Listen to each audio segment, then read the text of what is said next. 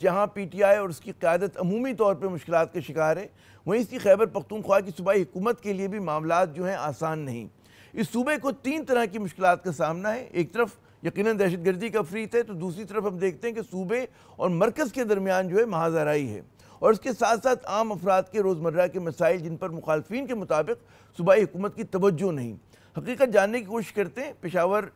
کی جو ہماری بیورو چیف ہیں آج نیوز کی فرزانہ علی صاحبہ ہمارے ساتھ ہیں۔ فرزانہ صاحبہ بہت شکریہ اپنا وقت دینے کا۔ یہ بتائیے کیا صورتحال چل رہی ہے اس وقت صوبائی حکومت کی؟ بنوں کے جو واقعہ ہوا تھا اس کے بعد کے دباؤ میں اضافہ ہوا ہے؟ جی بہت شکریہ عامر صاحب، یقیناً آپ نے صحیح اندازہ لگایا ہے، یا آپ تک جو خبریں پہنچی ہیں وہ بالکل صحیح ہیں کہ حکومت کے لیے یہ ایک بہت ٹف ٹائم ہے، اور سب سے زیادہ مشکل میں اس وقت وزیر اعلیٰ خیبر پختونخوا علی امین گنڈاپور ہے۔ 19 جولائی سے لے کر اب تک وہ گھر پر ہی ہیں۔ بہت سارے لوگ اس گھر پر رہنے کو ایک خاص الفاظ کے ساتھ بیان کرتے بھی نظر آتے ہیں، لیکن بہرحال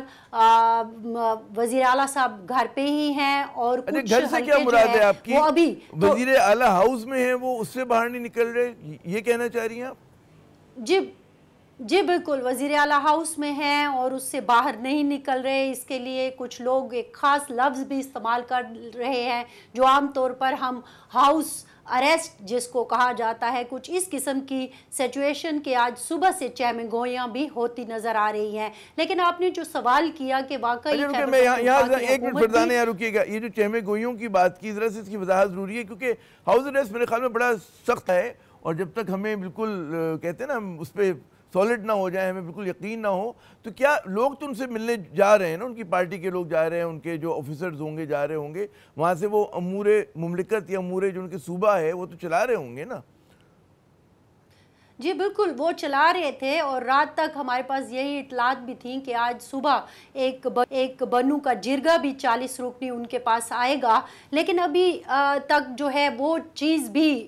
ہوتی نظر نہیں آئی جب ہماری بات ہو رہی ہے۔ جبکہ دوسری طرف ایک اور سچویشن بھی نظر آ رہی ہے۔ میں آپ سے یہی کہہ رہی ہوں کہ جب میں آپ سے بات کر رہی ہوں تو عجیب قسم کی چہمہ گوئیاں جو ہیں وہ اس وقت پشاور میں ہیں۔ میں اسی لیے کہہ رہی تھی کہ میں ہاؤس اریسٹ کا لفظ استعمال نہیں کرنا چاہتی تھی، لیکن بہرحال وہ گھر پہ ہیں، بہت مشکل میں ہیں۔ اگر کل رات کی آپ ان کی ویڈیو سنیں، جو ویڈیو پیغام انہوں نے اپنے لوگوں تک، کارکنوں تک اور عوام تک پہنچایا ہے، اس سے بھی ان کی وہ پریشانی جو ہے وہ سامنے نظر آئی ہے۔ اب مشکل کیا ہے؟ مشکل یہ ہے میں جو کچھ ہوا 19 جولائی کو، وہ ایک انتہائی آپ کہیں کہ افسوسناک واقعہ تو تھا ہی، لیکن خیبر پختونخوا کی حکومت کے لیے بہت مشکل اس لیے تھا کہ ان کو اب سمجھ نہیں آ رہی تھی کہ وہ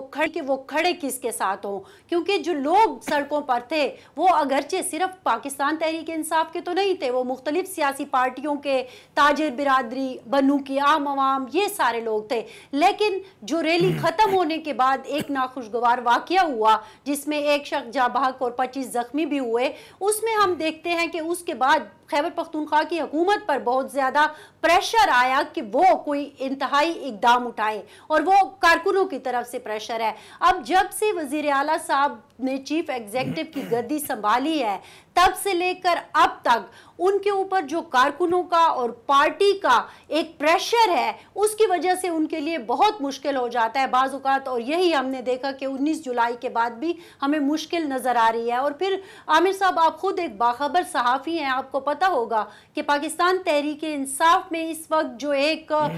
ٹوٹ پھوٹ کا عمل جاری ہے، اور لوگ جو ہے وہ ان کو سمجھ نہیں آ رہی ہے کہ ان کی جو حکومت، مطلب جن کے ہاتھوں میں اختیار ہے، وہ کیا کر رہے ہیں، اور خاص طور پر ساری تنقید خیبر پختونخوا کی حکومت پر ہی ہو رہی ہے کہ وہ کیوں عملی طور پر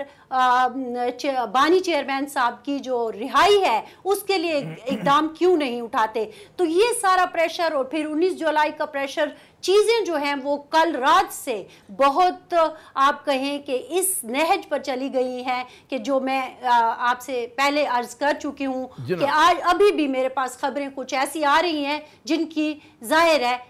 وضاحت بہت ضروری ہے آفیشل ذرائع سے، لیکن وہ فی الحال خاموش ہے۔ میرے خیال میں آپ نے فرزانہ بڑی خوبی سے جو منظر کشی کر دی ہے کہ صوبے کی پشاور کی کیا صورتحال ہے۔ بہت شکریہ کہ آپ نے اپنا قیمتی وقت دیا، انشاءاللہ آئندہ بھی ہم آپ کو زحمت دیں۔